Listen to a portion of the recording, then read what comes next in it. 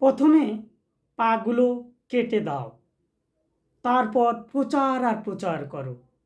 জনগণ হাঁটতে পারে না, ওদের কোনো পথের প্রয়োজন নেই।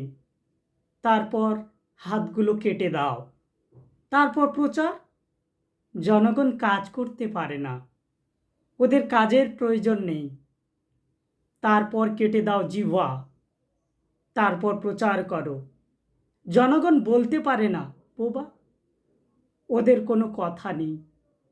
আর সবচেয়ে ভালো, ওদের হাত পা মুখ সব থাক, ওদের শিক্ষা পাওয়ার অধিকারটুকু কেড়ে নাও।